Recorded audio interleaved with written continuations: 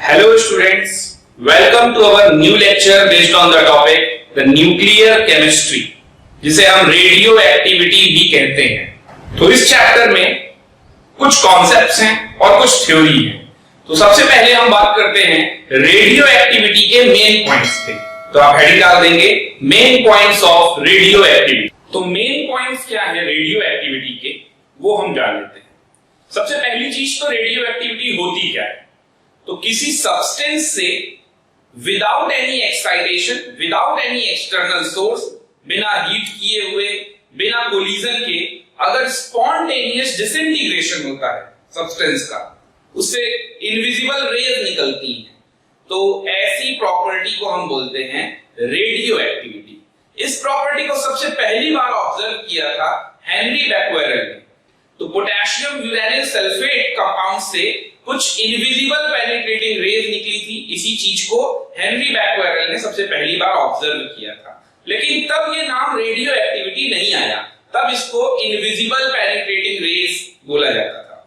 उसके बाद madam Curie और उनके हस्बैंड पीरे क्यूरी, उन्होंने भी इस पर रिसर्च किया और उन्होंने इस फिनोमिना का नाम दिया रेडियो एक्टिविटी।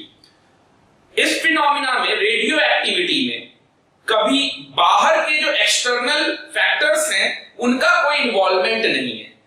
बाहर के एक्सटर्नल फैक्टर्स का मतलब हो गया जैसे कि टेम्परेचर, प्रेशर, इन सारी चीजों का कोई इन्वॉल्वमेंट नहीं है। यानी टेम्परेचर प्रेशर से बदलने से कुछ भी चेंज नहीं होने वाला है रेडियो एक्टिव सब्सटेंस पे, क्योंकि वहां से स्पॉन्टेनियस एमिशन ऑफ रेडिएशन हो रहा है, इसलिए इन चीजों का कोई फर्क नहीं पड़ता है। इन्होंने एक रेडियो एक्टिव एलिमेंट रेडियम की डिस्कवरी की, और रेडियम जो डिस्कवर हुआ वो एक्चुअल में यूरेनियम का एक ओर था, U3O8। इस ओर से इन्हें रेडियम नाम का एलिमेंट मिला, और ये जो रेडियम एलिमेंट है ये uranium say about near by आप कह सकते हो 3 million times more radio active है। रेडियो एक्टिविटी को, फिनोमिना को मेजर करने के लिए या रेडियो एक्टिविटी को डिटेक्ट करने के लिए हमारे पास आज की डेट में कई सारे एपरेटस हैं। वो एपरेटस जैसे एंड विंडो काउंटर है, सिंटिलेशन काउंटर है, विल्सन क्लाउड चैम्बर है, गीजर मुलर काउंटर है। इस तरीके के बहुत सारे एपरेटस हैं जिनसे हम रेडियो एक्टिविटी को डिटेक्ट या मेजर कर सकते हैं। इन्हीं सारे पॉइंट्स को मैंने मेंशन कर दिया है, आप एक एक करके मैं डिक्टेट करता जा रहा हूं, आप नोट करते जाइएगा। तो पहला पॉइंट है spontaneous disintegration of certain nuclei without any excitation of any external means is called radio activity. मैंने आपको ये पॉइंट पहले ही बताया था कि विदाउट एनी, इस पॉइंट को नोट करने लायक है, without any excitation of external means is called radio activity, is called radio activity. Okay, चलते हैं नेक्स्ट पॉइंट पे। Henry Becquerel observed the spontaneous emission of invisible penetrating rays। देखिए, invisible penetrating raise, उस time पर कोई radio activity का नाम तक नहीं था। ओके, ये बाद में आया है, मैडम क्यूरी और पीरे क्यूरी ने बताया इस फिनोमिना को रेडियो एक्टिविटी। ये टाइम था 1891, और इन्होंने जो स्पॉन्टेनियस इनविजिबल पेनिट्रेशन रेस जो ऑब्जर्व किया from potassium uranyl sulphate, formula होता है K2UO2SO4 का whole twice, potassium uranyl sulphate, which is influenced photographic plate in the dark and able to produce luminosity यानी शाइन लाना in a substance like ZnS। okay, later on, third point पे आते हैं। later on Madam Curie and her husband Pierre Curie named this phenomena of spontaneous emission of penetrating rays is called radioactivity। okay, next आते हैं fourth point पे। They also pointed that radioactivity is a characteristic property of unstable or excited nucleus, of unstable nucleus or excited okay, that means इसका मतलब क्या होता है, nuclear property is independent of all external condition such as pressure, temperature, nature of other atom which is associated with the radioactive substance, but depend upon, radioactivity का phenomena इस पे depend करता है, depend upon the amount of unstable substance. ये important हो सकता है, आ सकता है, in which of the following radioactivity depend upon, तो ये depend upon amount of unstable substance, amount of unstable substance, amount पे डिपेंड करता है। ओके, नेक्स्ट पॉइंट पे आते हैं। Curie discovered an element radium from pitch black the ore of U3O8, okay, which is about 3 million times more radioactive than uranium. Okay, next आते हैं। Radioactivity can be detected or measured by a number of devices. In devices का नाम मैंने आपको बताया भी, तो यहां पर लिख लेंगे आप। आयनाइजेशन चैम्बर, डिवाइस कौन कौन से हैं? Ionisation chamber, Geiger Muller counter, Geiger Muller counter, proportional counter, flow counter, end window counter, scintillation counter, Wilson cloud chamber, etcetera. वैसे ही बहुत सारे नाम हो गए, अब आपको एक्सेट्रा लगाने की कोई खास जरूरत नहीं है। ओके, एक पॉइंट आप और मेंशन कर लेंगे, सबसे लाइटेस्ट रेडियो एक्टिव सब्सटेंस कौन सा है? तो लाइटेस्ट रेडियो एक्टिव सब्सटेंस कौन सा है? सबसे लाइटेस्ट गैस कौन सी होती है? आप सोचिए, hydrogen.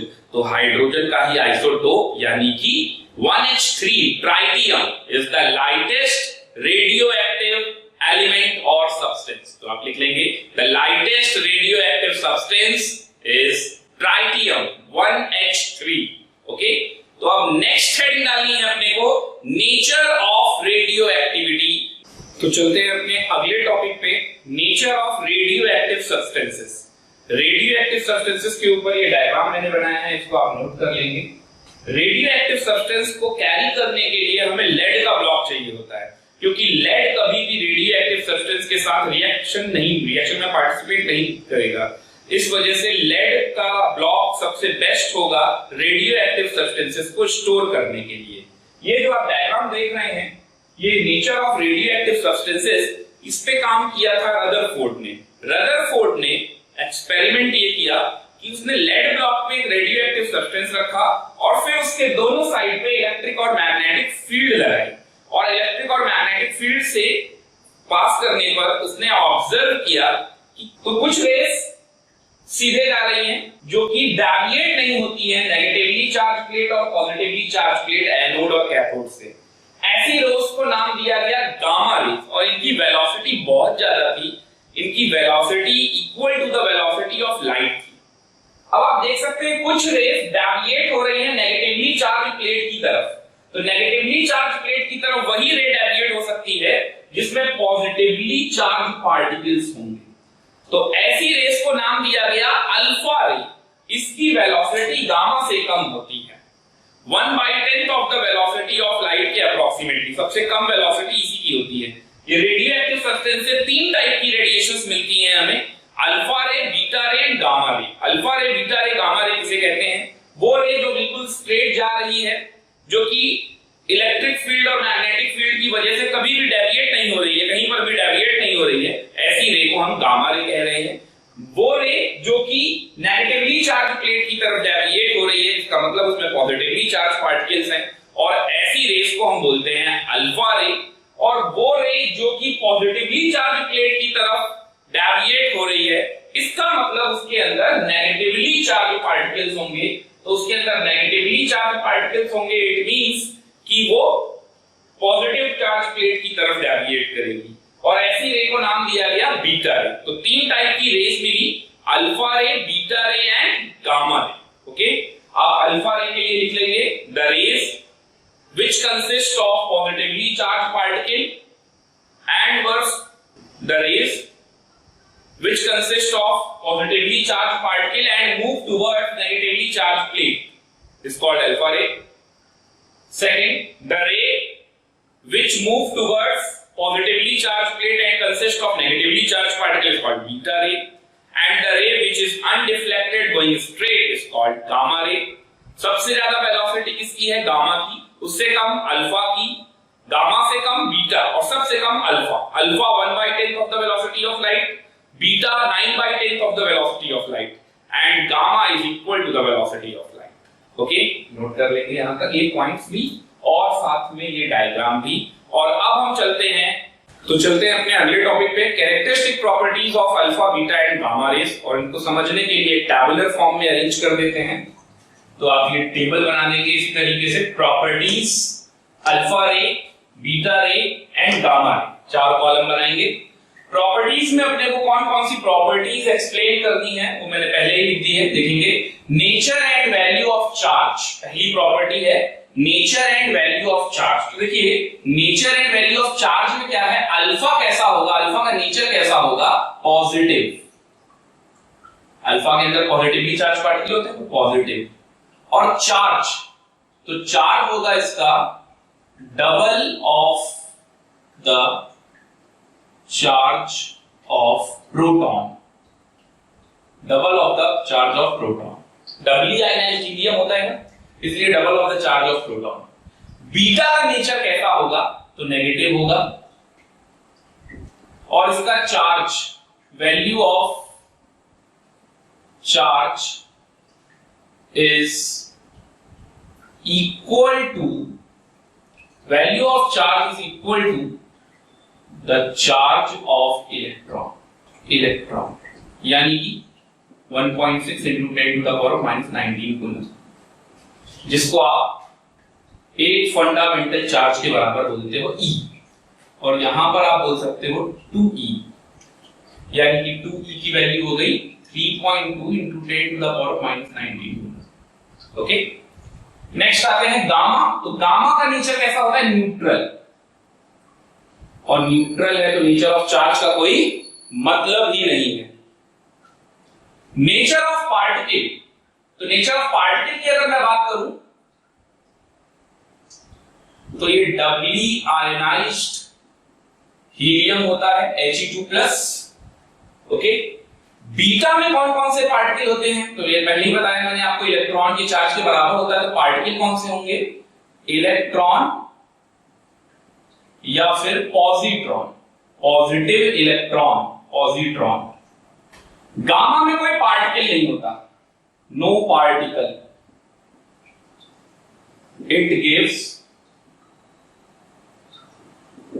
Electromagnetic radiation, EM radiation, क्योंकि ये वेलोसिटी ऑफ लाइट से ट्रैवल करता है. मास, तो इसका अगर मास कहूं तो 4 टाइम्स ऑफ प्रोटॉन, और प्रोटॉन का मास होता है 1 AMU, तो इसका मास हो जाएगा 4 AMU. और 1 AMU की वैल्यू होती है 1.67 into 10 to the power of -27 kg. तो इसमें 4 का मल्टीप्लाई कर देंगे तो आपको मिल जाएगा mass of alpha particle. Okay, alpha particle का charge double to the proton और उसका mass 4 times of the mass of proton. चलते हैं नेक्स्ट, बीटा पार्टिकल का मास. तो बीटा पार्टिकल में, बीटा में पार्टिकल कौन से हैं, बीटा रेस में इलेक्ट्रॉन, पॉजिट्रॉन. तो इसका मास कितना होगा, तो इसका मास होगा मास ऑफ इलेक्ट्रॉन के बराबर, मास ऑफ इलेक्ट्रॉन जो कि कितना होता है 9.1 into 10 to the power of -31 kg.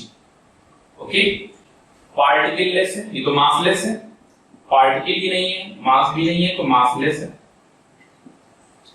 Next, specific charge यानी Q/M वैल्यू, Q/M रेशियो. तो Q/M वैल्यू कितनी होगी, चार्ज कितना है इसका 2E, तो 2 into 1.6 into 10 to the power of -19 coulomb upon mass. तो मास कितना है 4 into 1.67 into 10 to the power of -27. इसको जब आप सॉल्व करोगे तो आंसर आएगा 4.79 into 10 to the power of 7. ये आ जाएगी यूनिट कूलम पर केजी. मास मैंने केजी में लिया और चार्ज कूलम में है. ओके, नेक्स्ट आते हैं इलेक्ट्रॉन के लिए. तो इलेक्ट्रॉन का Q/M, तो 1.6 into 10 to the power of -19 divided by 9.1 into 10 to the power of -31, और ये वैल्यू आ जाएगी आपकी 1.7 into 10 to the power of 11. Coulomb per KG. Okay, और यहां पर स्पेसिफिक चार्ज तो कुछ नहीं है, न्यूट्रल। नेक्स्ट आते हैं effect of electric and magnetic field. तो हम लोगों ने एक्सपेरिमेंट में देखा था अल्फा बीटा दोनों डिफ्लेक्ट हुई थी इलेक्ट्रिक और मैग्नेटिक फील्ड से, लेकिन गामा डिफ्लेक्ट नहीं हुई थी। तो लिख लेंगे deflected by electric and magnetic field, यहां पर भी डिफ्लेक्टेड और यहां पर no deflection,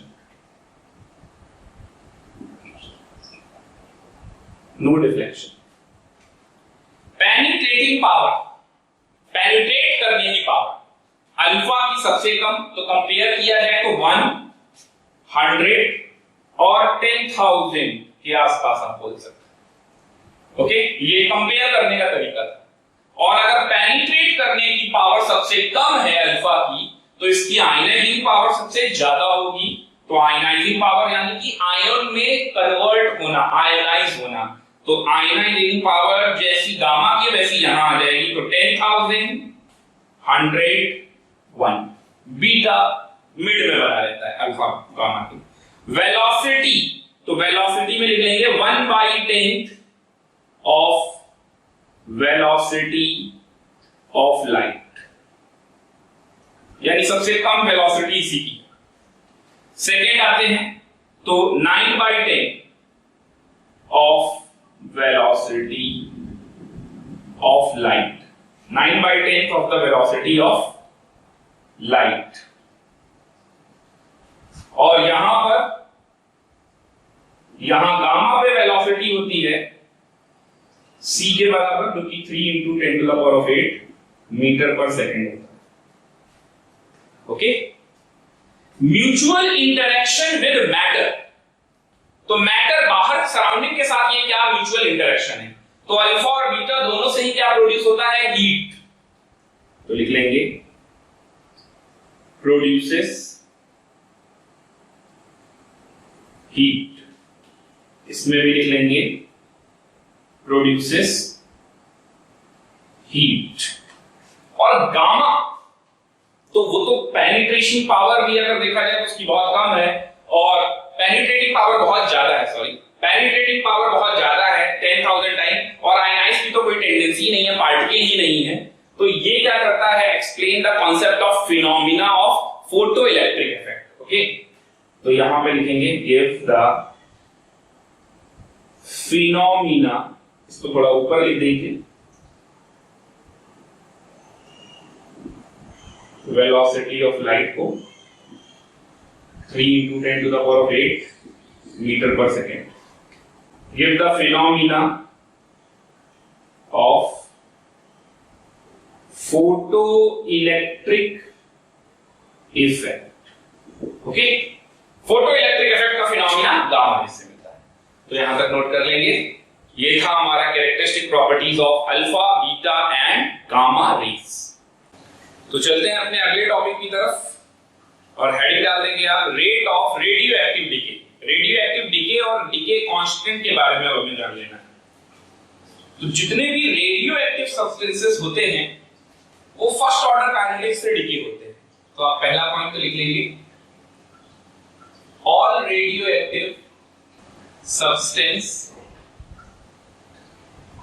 decay by all radioactive substance decay follows first order kinetics। हम लोगों ने जो फर्स्ट ऑर्डर रिएक्शन का डेरिवेशन किया था केमिकल काइनेटिक्स में, सेम वही हमें यूज करना है, बिल्कुल उसी तरीके से होगा। तो जितने भी रेडियो एक्टिव डीके हैं वो फर्स्ट ऑर्डर काइनेटिक्स को फॉलो करते हैं, और जो rate of radioactive decay है, rate of radioactive decay is independent of temperature, is independent of temperature, temperature पर डिपेंड नहीं करता। और इसीलिए ऐसे सब्सटेंसेस की कोई भी एक्टिवेशन एनर्जी नहीं होती, यानी कि एक्टिवेशन एनर्जी क्या है, जीरो। टेम्परेचर इंडिपेंडेंट है, so that its activation energy यानी कि EA कैसा होता है, एक्टिवेशन एनर्जी। चलिए समझते हैं एक्सप्रेशन कैसे आएगा फर्स्ट ऑर्डर काइनेटिक्स वाला। तो फर्स्ट ऑर्डर काइनेटिक्स का भी डेरिवेशन करना है अपने को, तो हम लोग लेट कर लेते हैं।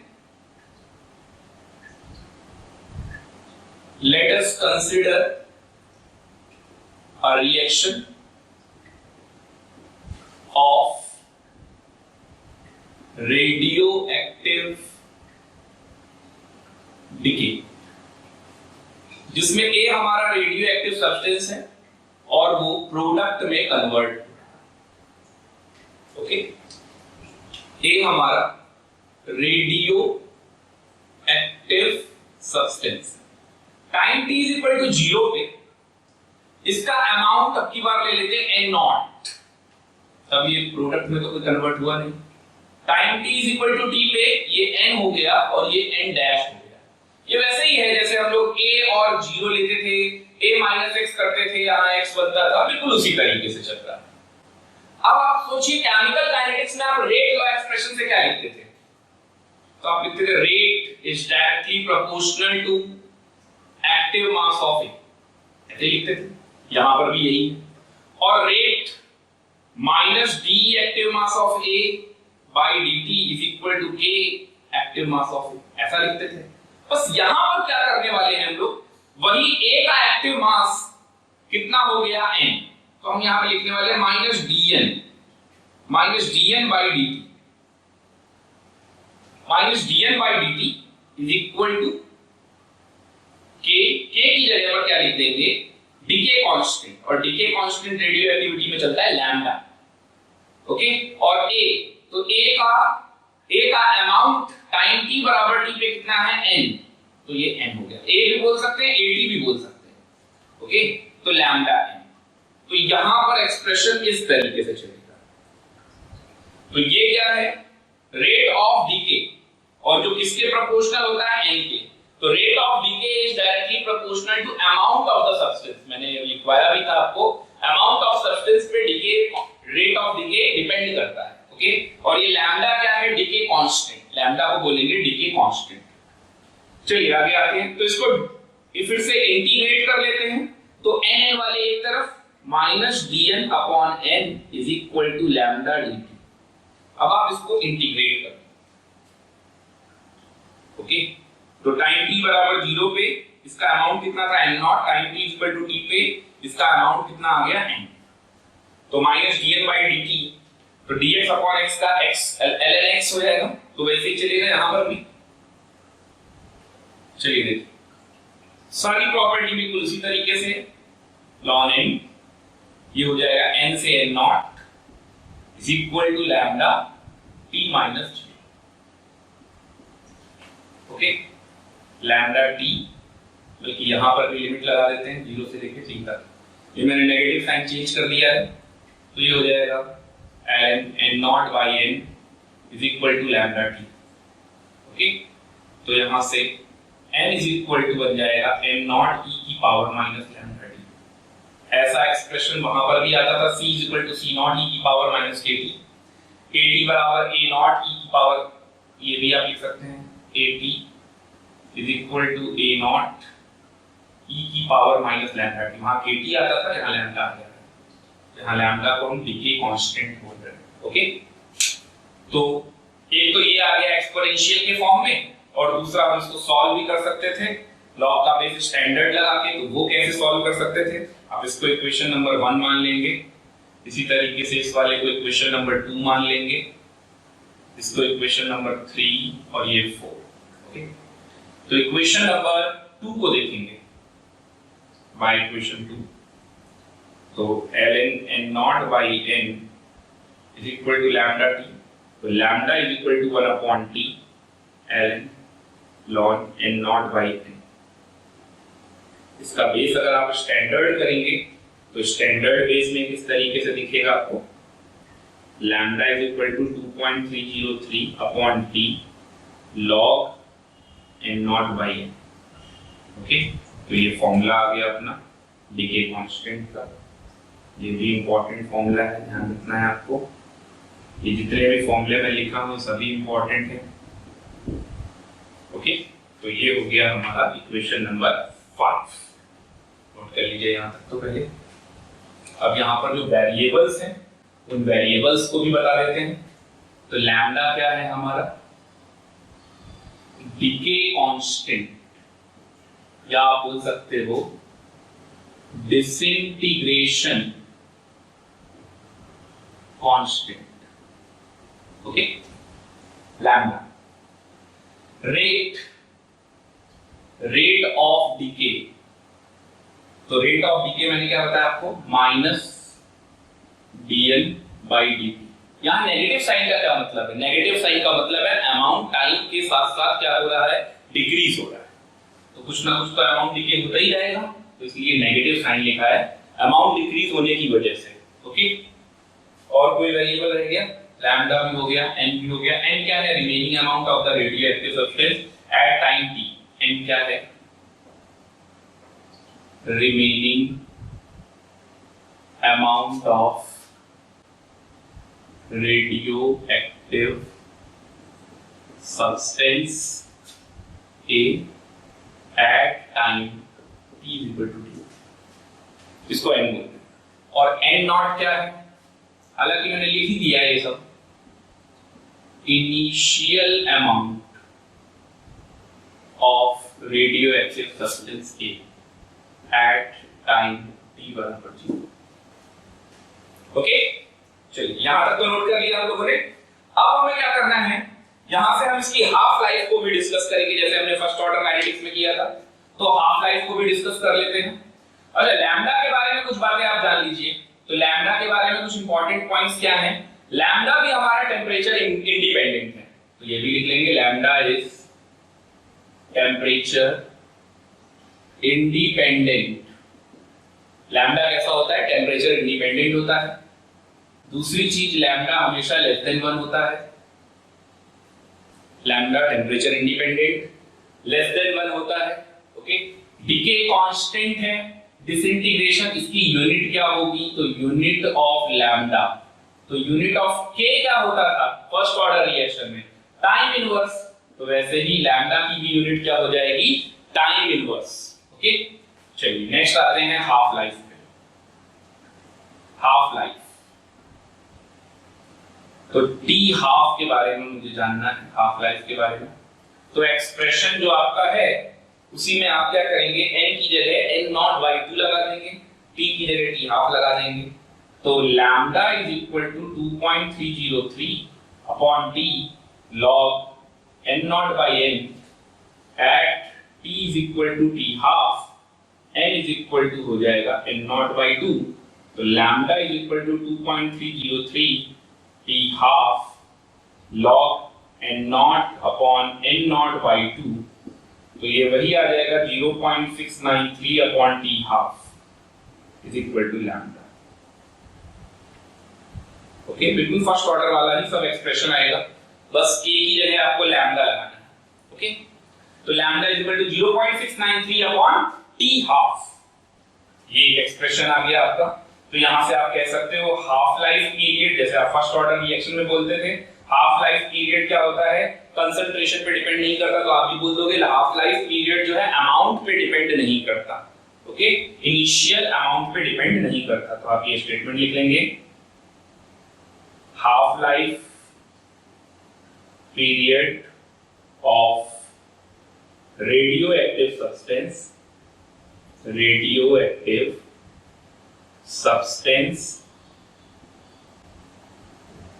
is independent of initial amount and not पे डिपेंड नहीं करता। ओके, और यहां पर रेट किसके ऊपर डिपेंड करता है, रेट डिपेंड करता है अमाउंट के ऊपर, यानी कि रेडियोएक्टिव सब्सटेंस के अमाउंट पे रेट डिपेंड करता है। ओके, तो ये था हमारा हाफ लाइफ। और अब अपने को देखना है एवरेज लाइफ। तो हाफ लाइफ के बाद नेक्स्ट हेडिंग डाल देंगे एवरेज। तो नेक्स्ट हेडिंग डाल देंगे एवरेज लाइफ, और यहां पर एवरेज लाइफ को टाउ से रिप्रेजेंट करते हैं, या फिर आप टी एवरेज लिख लीजिए। ओके, अब ये एवरेज लाइफ क्या होती है, तो एवरेज लाइफ का टर्म आया ही क्यों है।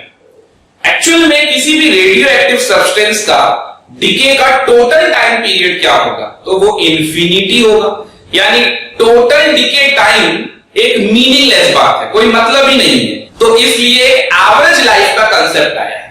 अब ये एवरेज लाइफ का कंसेप्ट का मतलब क्या है, तो हमारा टी एवरेज क्या हो जाएगा, sum of lifes of nuclei और अपॉन में number of total number of nuclei. तो total time period of a decay of nuclei explain करना बिल्कुल बेकार है, यानी मीनिंगलेस है वो, क्योंकि वो इनफाइनाइट टाइम होता है। इसलिए हम एवरेज लाइफ का कॉन्सेप्ट लाएं, और एवरेज लाइफ एक तरीके से क्या है, तो एक रेशियो है किसका, sum of the lifes of the nuclei. जितने भी रेडियो एक्टिव न्यूक्लियाइज हैं उन सबकी लाइफ का sum of the life of the nuclei upon total number of nuclei. Okay, उसको बोलते हैं टी एवरेज या फिर टाउ। तो इसको आप देख सकते हैं जैसे N1 T1, N2 T2, N3 T3 and so on, है ना, अपॉन में N1 plus N2 plus N3 and so on. ये हो गए नंबर ऑफ न्यूक्लियाइज, तो total number of nucleis N1 N2 N3, और sum of the life of nucleis N1 T1 N2 T2 इस तरीके से। ओके, तो ये हो गया हमारा टाउ या फिर टी एवरेज।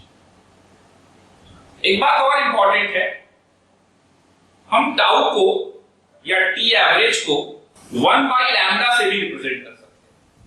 ये डीके कांस्टेंट का रेसिप्रोकल होता है, it is the reciprocal of DK constant. और अगर रेसिप्रोकल है डीके कांस्टेंट का तो 1 बाय लैम्डा अगर हम लिख रहे हैं, और लैम्डा इज इक्वल टू क्या लिखते हैं, लैम्डा इज इक्वल टू लिखते हैं 0.693 अपॉन टी हाफ। तो 0.693 अपॉन टी हाफ, तो वो ऊपर आ जाएगा T half, T half. Okay, इसको अगर आप सॉल्व करेंगे तो ये 1 by lambda is equal to आ जाएगा 1.44 इंटू टी हाफ, जिसको हम टाउ या फिर टी एवरेज बोल सकते हैं। ओके, ये भी एक इंपॉर्टेंट रिलेशन है, याद रखिए। ओके, तो आप ये स्टेटमेंट लिख भी लीजिए, it is the reciprocal of decay constant, it is the reciprocal of decay constant. तो इसे हम बोलते हैं एवरेज लाइफ। ओके, नेक्स्ट चलते हैं अगले पॉइंट पे। अगला पॉइंट है एक्टिविटी। ए से रिप्रेजेंट करेंगे एक्टिविटी को। अब ये एक्टिविटी क्या होती है, तो रेट ऑफ डिसइंटीग्रेशन को ही हम एक्टिविटी कहते हैं। तो हमारे पास रेट ऑफ डिसइंटीग्रेशन यानी कि -dN/dt, जो कि प्रोपोर्शनल किसके था, n के, अमाउंट ऑफ रेडियोएक्टिव सब्सटेंस। तो यही हमारा क्या है, एक्टिविटी। इसी को हम एक्टिविटी बोलते हैं। Okay, the rate of the amount of radioactive substance decay per second. तो -dN/dt is equal to lambda n होता है, और इसी को मैं एक्टिविटी का a बोल रहा हूं, तो a इज इक्वल टू क्या हो जाएगा, lambda n। a is equal to lambda n। Okay, यहां पर हम लोगों ने फर्स्ट ऑर्डर काइनेटिक्स में सॉल्व भी किया था इसी तरीके का expression, at is equal to a not e की पावर माइनस लैम्डा t, जिसे हम लोग n के टर्म्स में बोलते थे at। a का अमाउंट एट टाइम t कितना था, n, और टाइम t बराबर 0 पे कितना था, n नॉट e की पावर माइनस लैम्डा t, जहां पर लैम्डा क्या है, डीके कांस्टेंट। लैम्डा को बोलेंगे डीके कांस्टेंट, तो ये नोट कर लेंगे। ये हो गया एक्टिविटी। और अब बात करते हैं स्पेसिफिक एक्टिविटी। इसी में एक टर्म है स्पेसिफिक एक्टिविटी।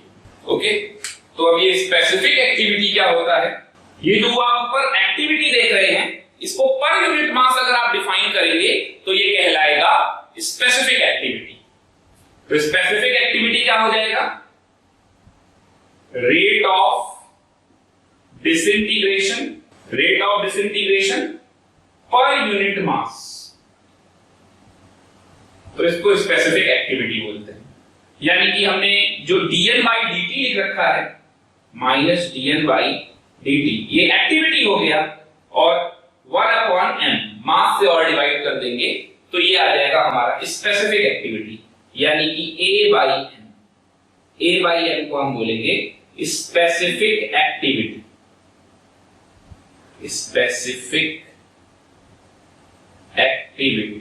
ओके, यहां तक नोट कर लिया। इस वाले टर्म में आप dn by dt by m को बता ही दिया, और आप इसकी dn बाई dt की जगह लैम्डा n भी लगा सकते हैं, तो आप ये भी नोट कर लीजिएगा, lambda n upon m। Specific activity A by M। चलते हैं अपने अगले टॉपिक पे। तो हमारा अगला टॉपिक है units of radio activity. Units of radio activity, तो देखिए SI यूनिट क्या है? SI unit of radio activity lambda को ही बताया जाएगा। तो SI unit of radio activity क्या होता है? डिसइंटीग्रेशन पर सेकेंड।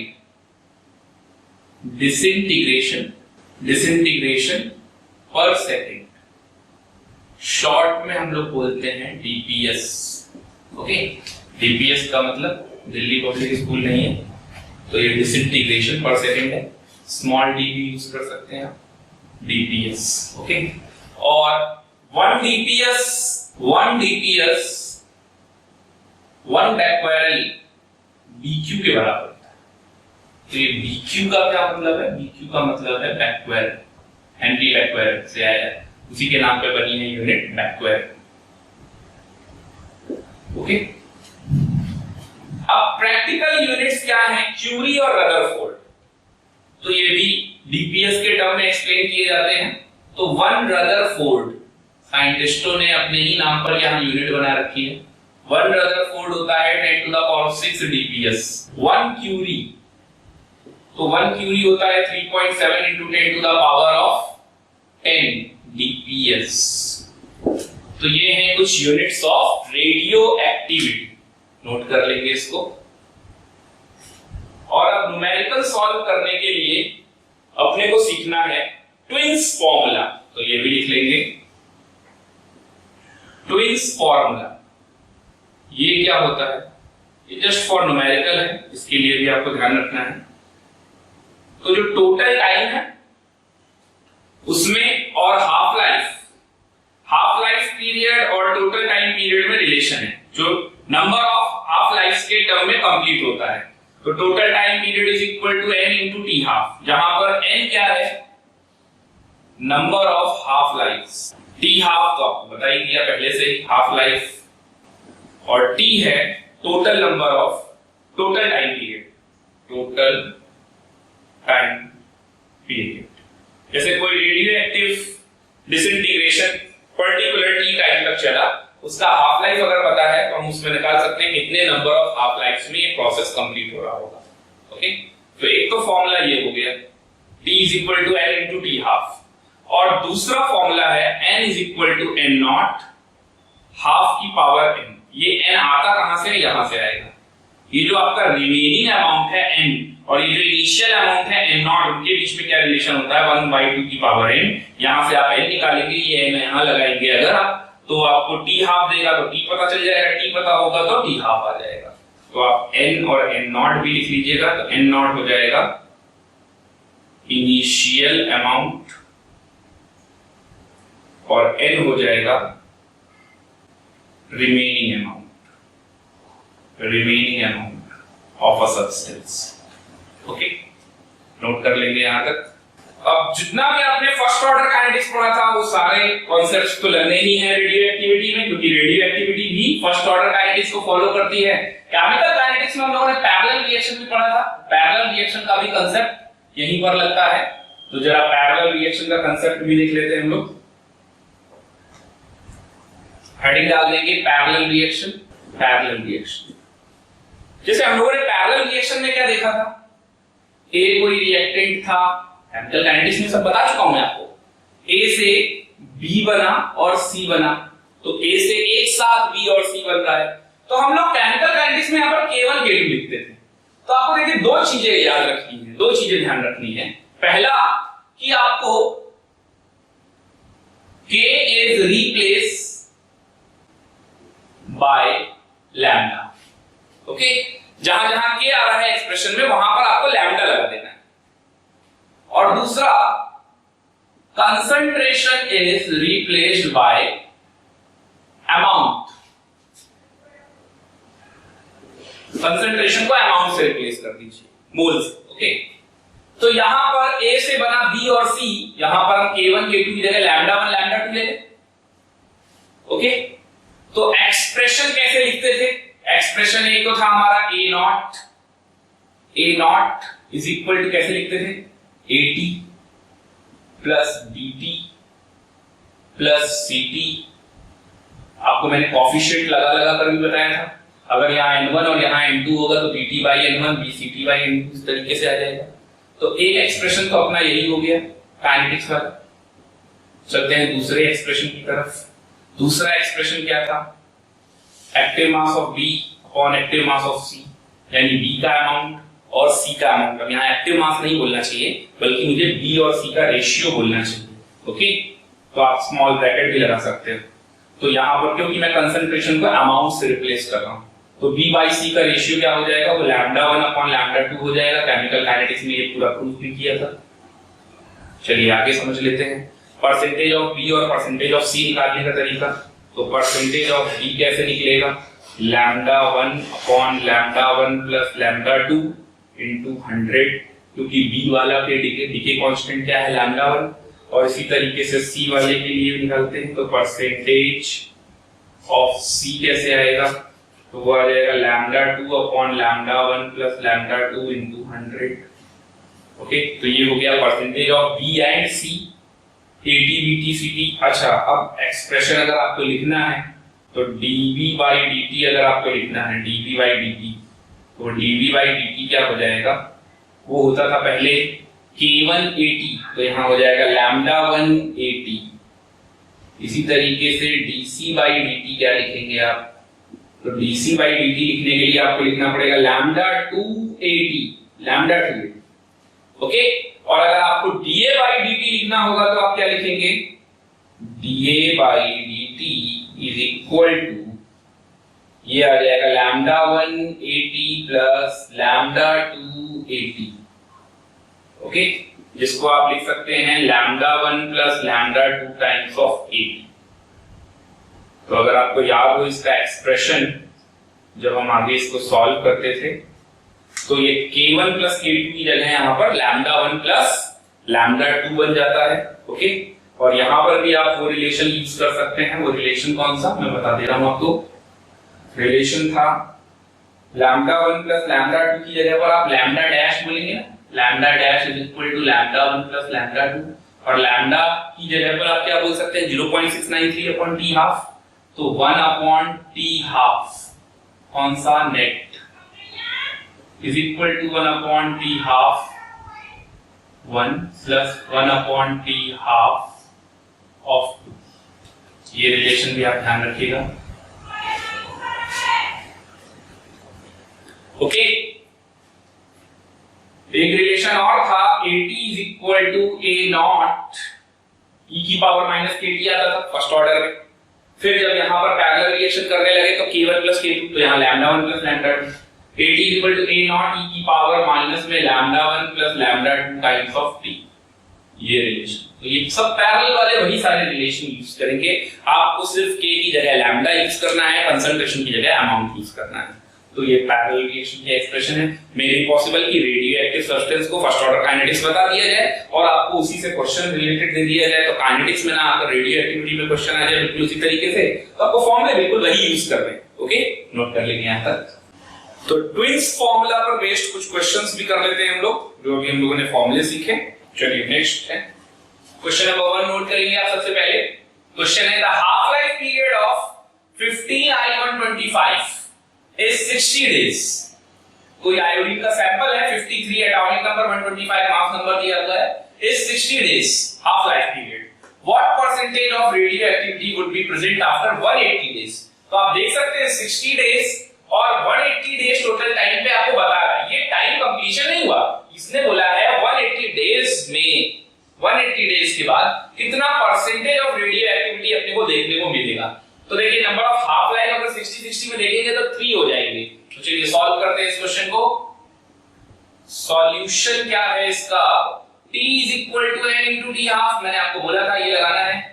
तो 180 टोटल टाइम दे रहा है, n number of half life निकालेंगे और t हाफ 60 है तो n की वैल्यू यहां से आ गई 3। Okay, number of half life कितना बन गया 3।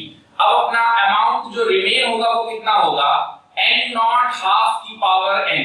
अब परसेंटेज में पूछ रहा है तो n नॉट को मैं 100 मान लूं तो हाफ की पावर 3, तो यानी ये 100/8 हो गया, तो ये कितना हो गया 12.5%।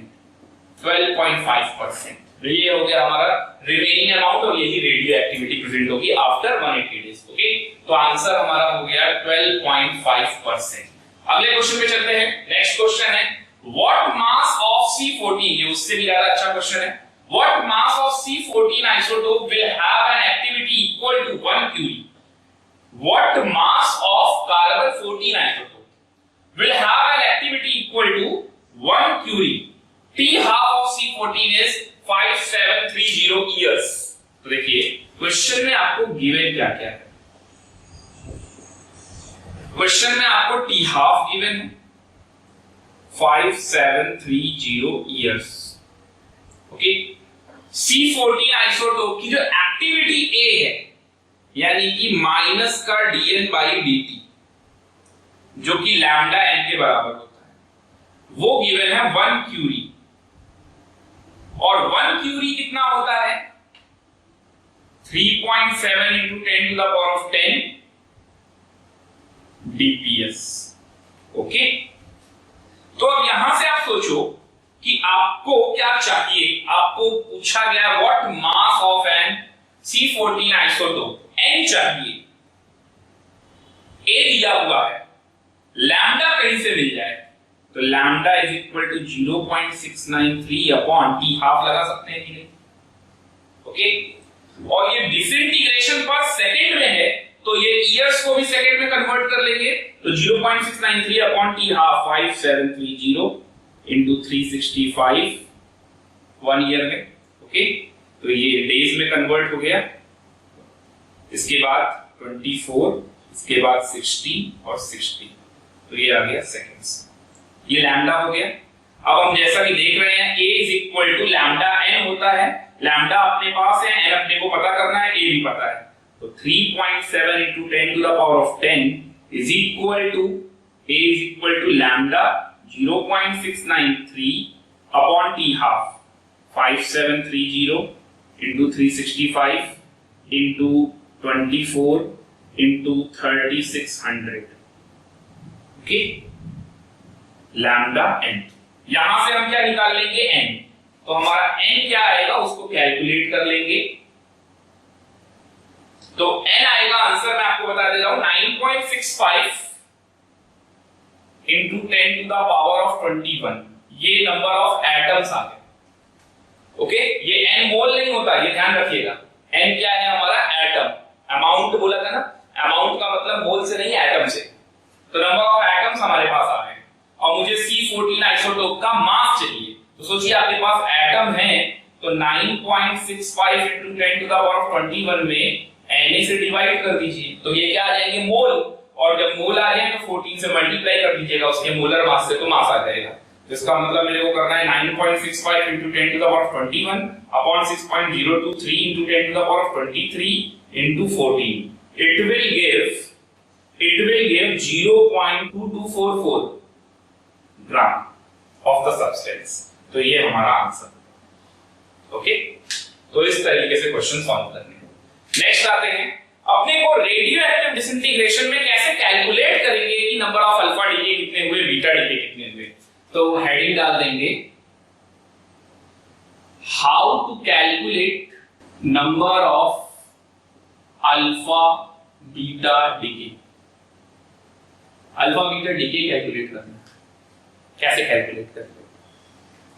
एक्चुअल में सोडी और फजान का लॉ है। तो सोडी फजान लॉ क्या है, जब भी किसी सब्सटेंस से एक अल्फा पार्टिकल डीके होता है, जैसे कि मैं एक सब्सटेंस के ले लेता हूं और k का एटॉमिक नंबर है x और मास नंबर है y। अब सपोज यहां से अगर अल्फा डीके होता है, एक अल्फा पार्टिकल डीके होता है, तो उसके एटॉमिक नंबर में k से मान लीजिए l बन गया, तो उसके एटॉमिक नंबर में 2 यूनिट का डिक्रीमेंट होगा और उसके मास नंबर में 4 यूनिट का डिक्रीमेंट होगा। ये होता है alpha decay. During alpha decay atomic numbers decrease by 2 unit and mass numbers decrease by 4 unit. ये लिख लीजिएगा। अब इसी तरीके से मान लीजिए मुझे एक बीटा डीके दिखाना है, तो सपोज मुझे बीटा डीके दिखाना है, तो जैसे मैंने A से B बना रहा हूं एक बीटा डीके, और अभी मैं x और y ले लेता हूं एटॉमिक नंबर और मास नंबर, तो ड्यूरिंग बीटा डीके क्या होगा, एटॉमिक नंबर में 1 यूनिट का इंक्रीमेंट आ जाता है, जबकि मास नंबर में कोई फर्क नहीं पड़ता, mass number as it is रहता है। ओके, तो ये दोनों पॉइंट्स इंपॉर्टेंट हैं अल्फा और बीटा डीके के, ये दोनों नोट कर लेंगे। ओके, आपसे क्वेश्चन भी पूछा जा सकता है। क्वेश्चन किस टाइप का पूछा जा सकता है, जैसे k से बना l और l से बना m, और इसमें एक अल्फा डीके कराया और यहाँ बीटा डीके कराया, और इसका एटॉमिक नंबर x था तो मास नंबर y था। तो जरा सोचिए क्या हो रहा होगा, k x y, अगर एक अल्फा डीके करा देंगे तो क्या हो जाएगा, l में x माइनस 2 हो जाएगा एटॉमिक नंबर, और यहाँ mass number y minus 4।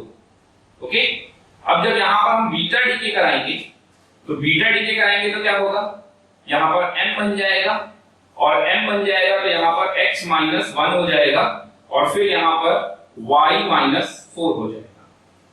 Mass number पे कोई फर्क नहीं पड़ता। अच्छा, मान लीजिए एक बीटा और डीके कराते हैं। ओके, एक बीटा उसी के बाद एक और डीके कराते हैं, तो जिससे n बन जाता है।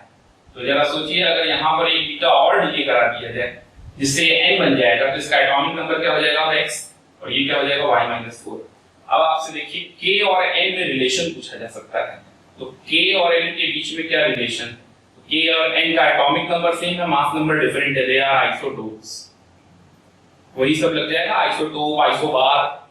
ओके, आपसे पूछा जा सकता है m और n में रिलेशन, तो देखिए इनका मास नंबर सेम है लेकिन एटॉमिक नंबर डिफरेंट है, तो इनको m और n को क्या बोलेंगे आप, आइसोबार। तो इस तरीके के क्वेश्चन भी आ सकते हैं। खैर, अपने को कैलकुलेट करना है number of alpha decay and number of beta decay, तो मैं आपको क्वेश्चन में ही सिखाऊंगा अल्फा डीके और beta DK during the transition कैसे कैलकुलेट करते हैं। ये तो तब है जब मेरे को पता है पहले एक अल्फा डीके हुआ, बाद में बीटा डीके हुआ, फिर ऐसा हुआ। अगर सोचिए मुझे x से कोई y बना के दे दे और मुझसे कहे कि x से y कितने अल्फा और कितने बीटा डीके में हुआ, तब मैं कैसे कैलकुलेट करूंगा, तो उसके लिए एक न्यूमेरिकल लिखेंगे। तो क्वेश्चन लिखेंगे, thorium 90 atomic number, mass number 234, disintegrate to give Pb lead 82 206 as a final product. Calculate the number of alpha and beta decay during the process. अब देखिए इस क्वेश्चन में क्या है, थोरियम से डायरेक्ट लेड में कन्वर्ट हो रहा है, कितने अल्फा और कितने बीटा डीके हुए ये अपने को सोचना है। और अभी जो मैं सिखा रहा था आपको step wise alpha beta DK करके बता रहा था, अभी आपको खुद निकालना पड़ेगा कि इसमें कितने अल्फा और कितने बीटा डीके हुए। तो इसको सॉल्व करेंगे, तो थोरियम 90 234, इससे अल्फा और बीटा डीके हुए, कितने हुए पता नहीं, जिससे बन गया 82 Pb 206। अब इसमें नंबर ऑफ अल्फा डीके और नंबर ऑफ बीटा डीके कैसे आएंगे, तो देखिए कॉन्सेप्ट क्या है, नंबर ऑफ अल्फा डीके अगर आपको निकालना है तो उसके लिए क्या करना पड़ेगा, उसके लिए आपको difference of mass number, atomic mass यानी मास नंबर, और वो डिवाइडेड बाय 4 करना, ये अल्फा निकालने का तरीका होता है। जैसे कि 234 माइनस 206 डिवाइडेड बाय 4, तो 234 माइनस 206 ये कितना आ जाएगा, 28 बाई 4, ये आ गया 7। तो नंबर ऑफ अल्फा कितना हो गया, number of alpha decay 7। Okay, अब आते हैं बीटा डीके पे। तो बीटा डीके कैसे निकालते हैं, number of beta decay, number of beta decay के लिए आपको क्या करना होगा, 2 into number of alpha minus difference of atomic number, ये बीटा डीके निकालने का तरीका है। तो अभी आपके अल्फा कितने आए थे, 7, तो 2 इंटू 7 माइनस एटॉमिक नंबर का डिफरेंस। तो देखिए एटॉमिक नंबर का डिफरेंस कितना आ रहा है 90 माइनस 82, तो आप समझ ही सकते हैं 8 का डिफरेंस आ रहा है, तो ये 14 माइनस 8 कितना आ गया 6। ओके, तो नंबर ऑफ बीटा कितना आ गया, नंबर ऑफ बीटा डीके आ गए 6, तो 7 अल्फा और 6 बीटा, ये हो गया अपना आंसर। तो इस तरीके से alpha and beta decay calculate करते हैं। ओके, नोट कर लेंगे। तो चलते हैं अपने अगले टॉपिक पे, रेडियो एक्टिव डिसइंटीग्रेशन सीरीज। तो अब ये देखिए ये क्या है, रेडियो एक्टिव डिसइंटीग्रेशन सीरीज पर बेस्ड एक छोटा सा न्यूमेरिकल आपसे पूछा जा सकता है, और वो कॉन्सेप्ट क्या होगा तो वही सीखना है अपने को। एक्चुअल में radio active disintegration series 4 types की होती है, 4 टाइप की डिसइंटीग्रेशन सीरीज होती है। कौन कौन सी, तो ये चारों सीरीज नोट कर लेंगे। थोरियम सीरीज, नेपच्यूनियम सीरीज, आपको थोड़ा बहुत हिस्ट्री के बारे में मालूम है नहीं, नेपोलियन के बारे में जानते हैं, केमिस्ट्री के साथ साथ थोड़ा बहुत वो भी जानना चाहिए, है ना। नेपोलियन कहां से आया था मालूम है आपको? आपको लग रहा होगा कि सर को क्या हो गया, केमिस्ट्री पढ़ाते पढ़ाते हिस्ट्री पे चले गए, नेपोलियन के बारे में पूछ रहे हैं, वो भी साइंस वालों से। तो आपको याद रखना, क्या याद रखना, नेपोलियन कहां से आया था, तो नेपोलियन यूनान से आया था, है ना। ये आपको ये कहानी क्यों सुना रहा हूं, नेपोलियन कहां से आया था, क्योंकि ये शॉर्टकट है, इसको लर्न रखने हैं। ओके, देखिए आपको याद क्या रखना है, थोरियम, नेपच्यूनियम, यूरेनियम और एक्टिनियम 4 सीरीज होती है। ओके, और इसको कैसे याद रखेंगे, था नेपोलियन, तो था का मतलब हो गया थोरियम, नेपोलियन का मतलब नेपच्यूनियम, यूनान से आया तो यूनान का मतलब हो गया यूरेनियम, और आया का समझ लेंगे एक्टिनियम। था नेपोलियन, यूनान से आया, तो ये आपको सीरियल वाइज याद रहेगा, thorium series, neptunium series, okay, uranium series और एक्टिनियम सीरीज। थोरियम सीरीज को बोलते हैं, थोरियम सीरीज को बोलते हैं 4n सीरीज, नेपच्यूनियम सीरीज को बोलते हैं 4n+1 सीरीज, यूरेनियम सीरीज को बोलते हैं 4n+2 सीरीज, और एक्टिनियम को बोलते हैं 4n+3 सीरीज। तो ये 4 टाइप की सीरीजेस हैं। अब ये 4n+1, 4n+2, 4n+3 क्या होता है, देखिए आपको क्या करना है, कॉन्सेप्ट क्या है, सीरीज पहचानने का। एक्चुअल में कई सारे एलिमेंट्स जो रेडियो एक्टिव एलिमेंट्स हैं उनका, और जो आर्टिफिशियली तैयार किए जा रहे हैं उनका भी, वो हर एलिमेंट कोई ना कोई रेडियो एक्टिव डिसइंटीग्रेशन सीरीज को फॉलो करता है। तो अपने से यही पूछा जाएगा कि ये किस सीरीज को फॉलो करता है, तो अपने को रटना नहीं, अपने को क्या करना है, कॉन्सेप्ट क्या है, आपको जो भी एलिमेंट दिख जाए उसका मास नंबर ले लो और डिवाइड कर दो 4 से, mass number divided by 4। Okay, अब मास नंबर डिवाइडेड बाय 4 करेंगे तो अगर आया reminder 0, if reminder is 0, if reminder is 0 तो ये क्या बिलोंग करेगा, 4n सीरीज। समझ आया आपको? अगर आपका रिमाइंडर 1 आ जाए तो ये 4n+1 सीरीज को बिलोंग करेगा। अगर आपका रिमाइंडर 2 आ गया तो ये 4n+2 सीरीज को बिलोंग करेगा। अगर आपका रिमाइंडर 3 आ गया तो ये 4n+3 सीरीज को बिलोंग करेगा। ओके, तो 4n+3 सीरीज, तो 4n सीरीज क्या हो गई, थोरियम सीरीज। 4n+1 का मतलब नेपच्यूनियम, यूरेनियम और एक्टिनियम। अब ये मत पूछना कि रिमाइंडर 4 आ जाए तो क्या करेंगे, है ना, इतना भेजा तो लगा ही लेना। ओके, तो आपको क्वेश्चन जो भी मिलेगा उसको क्या करना है, 4 से डिवाइड कर देना है। जैसे एग्जांपल में ले लेते हैं, अभी अपन ने 82 Pb206 देखा था, तो ये 206 को मेरे को 4 से डिवाइड कर देना।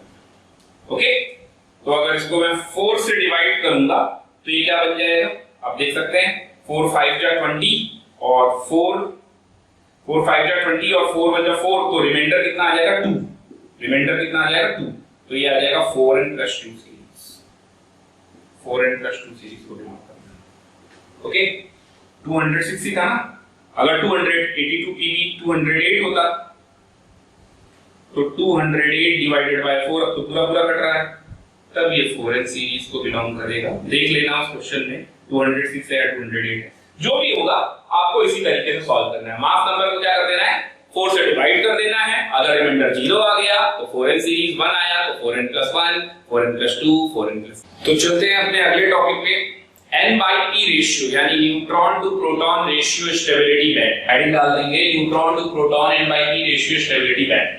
इंपॉर्टेंट थ्योरी है रिगार्डिंग न्यूक्लियर स्टेबिलिटी। तो देखेंगे मैंने y एक्सिस में न्यूट्रॉन्स को बनाया है और x एक्सिस में मैं प्रोटॉन बता रहा हूं, तो ये N/P रेशियो अपने को कैलकुलेट करना है। यहां पर आप देख सकते हैं कर्व में लाइन जा रही है जिसको हम बैंड ऑफ स्टेबिलिटी बोल रहे हैं, और एक डॉटेड लाइन जो सीधे जा रही है, यहां पर N/P रेशियो 1:1 है, यानी ये स्टेबल है। जिनका भी N/P रेशियो 1:1 होता है वो बहुत ही ज्यादा स्टेबल होते हैं। तो कुछ पॉइंट्स हैं वो मैं आपको बताना चाह रहा हूं। Atom whose N/P ratio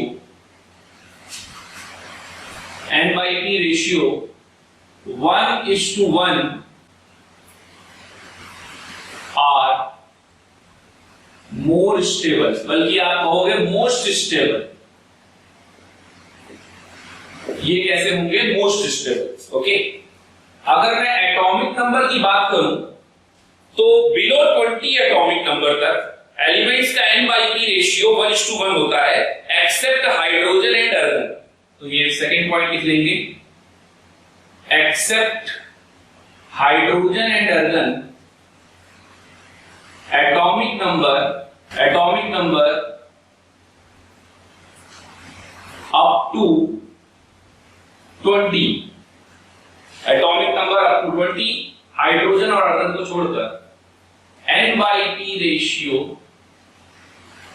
is 1:1। N/P ratio is 1:1। अगर किसी एटम का N/P रेशियो 1.52 से ज्यादा हो जाए तो इसका मतलब वो unstable nuclei. If N/P ratio greater than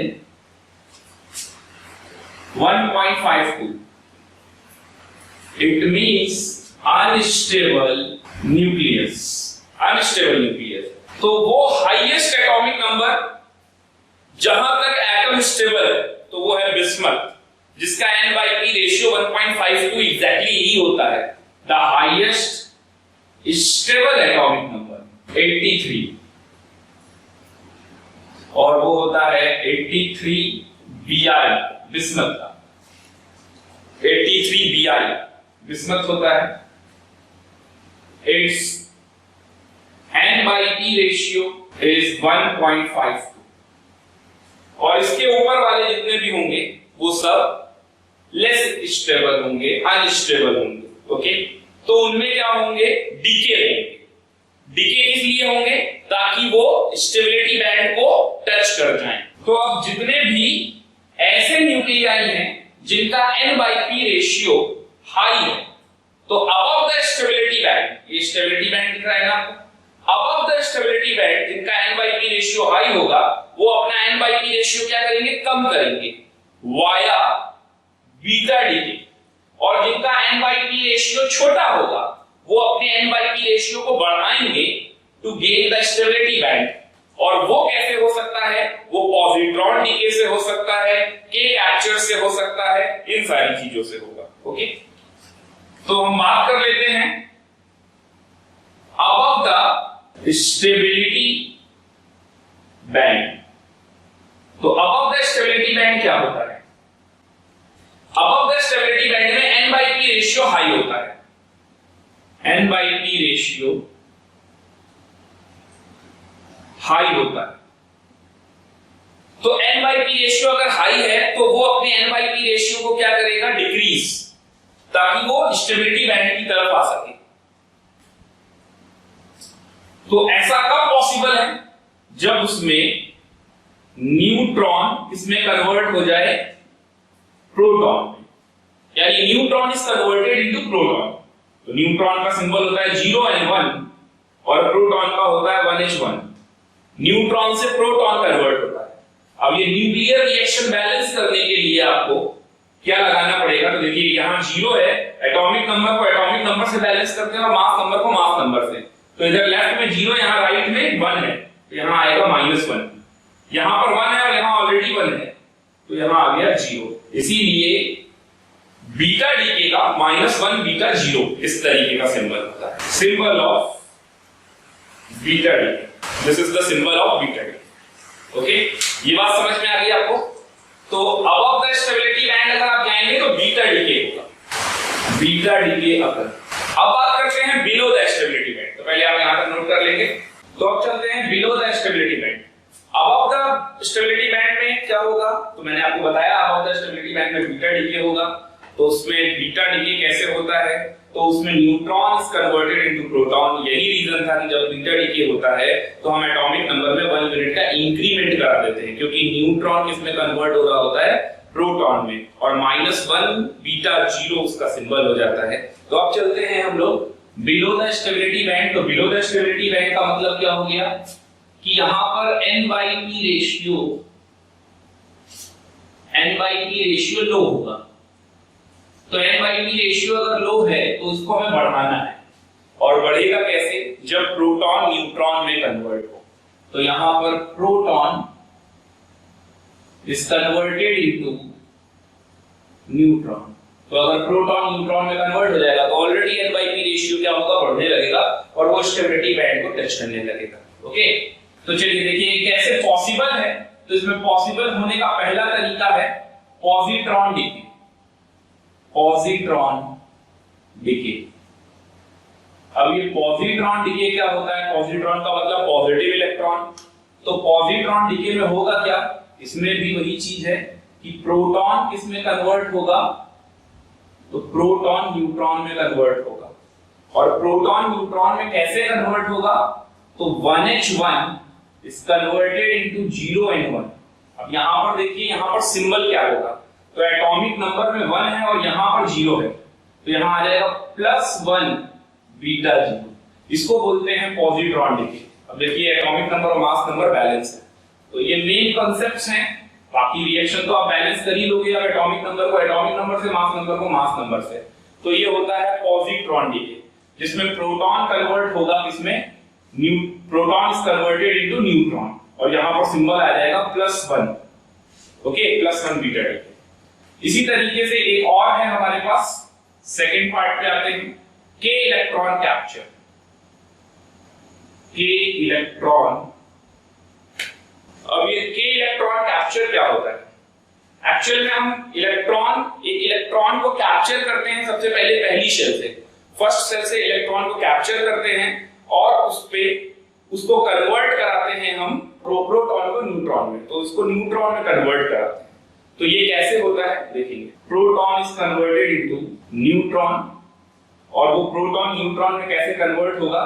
सबसे पहले काम क्या करना है अपने को? Electron is captured from first shell of atom. First shell of atom से हम क्या करते हैं? इलेक्ट्रॉन कैप्चर करते हैं and then converted into neutron by suitable combination। तो वो कैसे होगा? चलिए देखते हैं। प्रोटॉन को न्यूट्रॉन में कन्वर्ट करना है, तो प्रोटॉन P और -1 E0 इलेक्ट्रॉन कैप्चर करेंगे, जिससे हम न्यूट्रॉन में कन्वर्ट करेंगे। जैसे कि ये 1h1 प्लस -1 E0, तो ये 0n1 में जाएगा। चलिए देखिए 1 और -1 से क्या हो जाएगा? 0 हो जाएगा, और यहां पर भी टोटल 1 है और यहां पर भी 1 है। ओके, तो इस तरीके से इलेक्ट्रॉन कैप्चर किया और प्रोटॉन के साथ मिलके क्या बन रहा है? वो न्यूट्रॉन में कन्वर्ट हो रहा है। जैसे एक एलिमेंट है X, एग्जांपल ले लेते हैं। X नाम का एलिमेंट है जिसका एटॉमिक नंबर Z है और इसका मास नंबर A है। अगर हम इसमें K कैप्चर करते हैं तो -1 E0 की वजह से ये क्या होगा? इसका जो एलिमेंट, जो नया डॉटर न्यूक्लियाइड फॉर्म होगा, इसको Y मान लेते हैं, तो ये Z-1 हो जाएगा और मास नंबर में ये रहेगा। तो जब भी K कैप्चर होता है, atomic number decrease by 1 unit and mass number में कोई चेंज नहीं होता है। ओके, अल्फा डीके में बताया था आपको 2 यूनिट का डिक्रीमेंट होता है एटॉमिक नंबर में, मास नंबर में 4 यूनिट का डिक्रीमेंट होता है। बीटा डीके में क्या होता है, बीटा डीके में एटॉमिक नंबर में 1 यूनिट का इंक्रीमेंट होता है। यहां पर आप देख सकते हैं एटॉमिक नंबर का 1 यूनिट का डिक्रीमेंट, एटॉमिक नंबर में 1 यूनिट का डिक्रीमेंट हो रहा है। जैसे यहां पर भी अगर हम ऐसा ही एग्जांपल ले लें तो XZA और इसको कन्वर्ट करना है, तो अगर इससे हम पॉजिट्रॉन डीके करेंगे +1 बीटा डीके, अगर ऐसा करते हैं बीटा डीके तो क्या होने वाला है, तो देखिए यहां पर Y नाम का डॉटर न्यूक्लियाई बन जाएगा और प्रोटॉन अगर न्यूट्रॉन में कन्वर्ट हो चुका है, प्रोटॉन इसका न्यूट्रॉन में कन्वर्ट हो चुका है, तो यहाँ पर Z-1 आने वाला है और यहाँ पर मास नंबर में क्या फर्क पड़ेगा, तो मास नंबर में कोई फर्क नहीं पड़ेगा, वो A ही रहेगा। और साथ में इसको बैलेंस अगर आपको करना है तो +1 बीटा डीओ, अगर आप ऐसा करते हैं तो देखेंगे यहाँ Z और यहाँ पर A ही आ रहा है, तो यहाँ पर +1 बीटा डीओ आ रहा है पॉजिट्रॉन डीके, और यहाँ K कैप्चर कर रहे हैं इसलिए ये अलग है। बाकी मैकेनिज्म दोनों का वही है, proton is converted into neutron. Okay, note कर लेंगे दोनों ही। तो नेक्स्ट टॉपिक पे आते हैं गामा डीके। अब देखिए गामा डीके क्या होता है। गामा डीके में एटॉमिक नंबर और मास नंबर में कोई डिफरेंस नहीं होता, ये सब लोग जानते हैं, बट ऐसा क्यों होता है कि आखिर एटॉमिक नंबर में भी चेंज नहीं हुआ, मास नंबर में भी चेंज नहीं हुआ, तो फिर गामा डीके के नाम पे हुआ क्या? एक्चुअल में क्वेश्चन तो ये बनता है।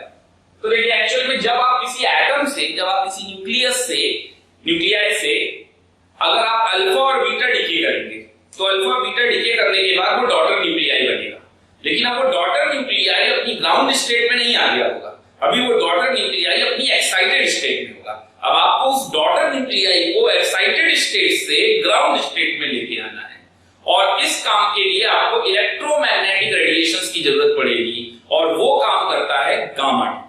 तो बिल्कुल बेसिक सा कंसेप्ट है, जैसे आप एक एग्जांपल के थ्रू इस बात को समझ सकते हैं। एग्जांपल क्या है, 27CO60, सपोज इसमें मैंने बीटा डीके किया, अगर इसमें मैं बीटा डीके कर दूंगा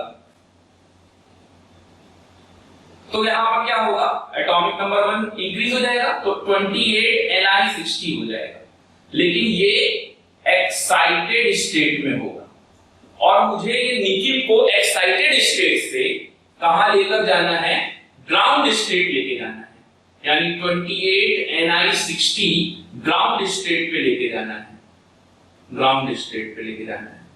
तो यहां पर होता है गामा डीके, और इसके लिए मुझे ईएम रेडिएशन की जरूरत पड़ेगी। तो ईएम रेडिएशन के थ्रू क्या होगा, ये एक्साइटेड स्टेट से ग्राउंड स्टेट पे जाएगा। इसी वजह से ना ही एटॉमिक नंबर में कोई चेंज होता है और ना ही मास नंबर में कोई चेंज होता है, लेकिन गामा डीके का काम कितना है, वो excited state of a nuclei को ground state of the same nuclei में आप कन्वर्ट करता है। तो ये अपने कंप्लीट हो गए alpha decay, beta decay, gamma decay और पॉजिट्रॉन डीके और के कैप्चर। इन्हीं पर बेस्ड ज्यादातर क्वेश्चन बनते हैं, या फिर मैंने आपको रेडियो एक्टिव डिसइंटीग्रेशन सीरीज बताया था, thorium series, neptunium series, uranium और एक्टिनियम सीरीज वाला, उस पर बन जाता है। Number of alpha beta DK पे भी क्वेश्चन बन जाते हैं। एक टॉपिक छोटा सा और देख लेते हैं हम लोग, बाइंडिंग एनर्जी। तो चलते हैं अगले टॉपिक पे, बाइंडिंग एनर्जी। अब ये बाइंडिंग एनर्जी क्या होता है, किसी न्यूक्लियस को मुझे उसके कंपोनेंट में डिवाइड करना है, किसी एटम को मुझे उसके कंपोनेंट में डिवाइड करना है, प्रोटॉन न्यूट्रॉन में। इसके लिए मुझे जितनी अमाउंट ऑफ एनर्जी की रिक्वायरमेंट होगी उसी को हम कहते हैं बाइंडिंग एनर्जी। और ये बाइंडिंग एनर्जी कैलकुलेट कैसे करते हैं, तो देखेंगे binding energy of nucleus, binding energy of nucleus is equal to delta mc square, यानी फॉर्मूला हो गया B is equal to delta m into C square. अब यहां पर डेल्टा m क्या है, तो डेल्टा m को हम बोलते हैं mass defect, mass defect. Okay, ये मास डिफेक्ट कैसे कैलकुलेट करते हैं, तो मास डिफेक्ट को देख लेते हैं कैसे कैलकुलेट करना है। मास डिफेक्ट ये होगा मास of proton plus mass of neutron minus mass number, atomic mass, mass of nucleus भी बोल सकते हैं आप, mass of nucleus, mass of nucleus या एटॉमिक मास या मास नंबर। ओके, तो ये फॉर्मूला हो गया हमारा डेल्टा एम निकालने का। If delta M is equal to 1 AMU, then binding energy is equal to 931 mega electron volt या मिलियन इलेक्ट्रॉन वोल्ट। मेगा का मतलब 10 to the power of 6 से है। ओके, तो अगर डेल्टा एम 1 AMU होगा तो बाइंडिंग एनर्जी कितना आ जाएगा? बाइंडिंग एनर्जी को और अच्छे तरीके से अगर मैं बताऊं तो यहां मुझे लिखना चाहिए Z, किसी एटम में जिसका एटॉमिक नंबर Z है एटम का, तो उसमें एटम में Z प्रोटॉन होंगे। ओके, तो Z प्रोटॉन होंगे तो उसके लिए मुझे क्या करना चाहिए? Z into mass of proton plus, अगर उसमें Z ही न्यूट्रॉन है तो उसमें लिख दूंगा Z into mass of neutron minus mass number. Okay, mass of nucleus. तो ये बन जाएगा बाइंडिंग एनर्जी का फॉर्मूला। बट इसमें थोड़ा सा टेक्निकल मिस्टेक है, तो ये इतना सही फॉर्मूला नहीं होगा। इससे भी ज्यादा बेटर क्या हो सकता था कि मैं binding energy is equal to लिखता Z इनटू MH, H ध्यान से देखिए, plus Z into MN minus mass number. अगर मैं ऐसा लिखता तो इसमें क्या सही आ गया, और ये MH क्या है? तो देखिए, जो बाइंडिंग एनर्जी आप निकाल रहे हैं, तो एग्जैक्ट निकालने के लिए एटम के अंदर प्रोटॉन और न्यूट्रॉन तो न्यूक्लियस में होंगे, लेकिन एटम के अंदर इलेक्ट्रॉन भी है। तो आपने इलेक्ट्रॉन का भी कुछ ना कुछ मास होगा, हालांकि वो बहुत कम होगा। एक इलेक्ट्रॉन का मास 9.1 × 10 to the power -31 kg होता है, तो वो बहुत कम तो होगा, लेकिन कुछ तो होगा। तो उसको आप बैलेंस नहीं कर रहे हैं। यहां पर MH का मतलब है mass of Z proton, Z into MH का पूरे का मतलब mass of Z proton plus mass of Z electron, mass of Z proton plus mass of Z electron. अब क्या होगा, ये जो Z इलेक्ट्रॉन आपने ले लिया, तो एटम के अंदर जो Z इलेक्ट्रॉन होंगे वो इसको कैंसिल आउट कर लेंगे।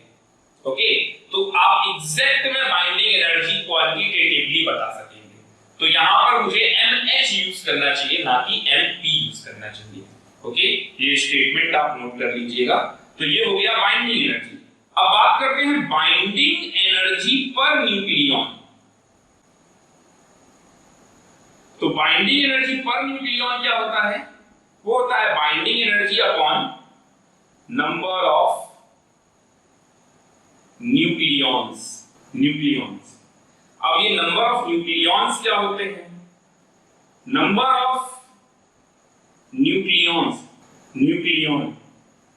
ये होते हैं sum of number of proton plus neutron. Proton plus neutron का सम यही कहलाता है न्यूक्लियॉन। तो binding energy per nucleon, and binding energy per nucleon gives quantitatively result for the nuclear stability। ये लास्ट पॉइंट आप और नोट कर लीजिएगा। Binding energy per nucleon gives quantitatively result for nuclear stability। Okay, और इसी के साथ हमारा ये चैप्टर न्यूक्लियर केमिस्ट्री फिनिश होता है। आज के लिए इतना ही। Okay, thank you.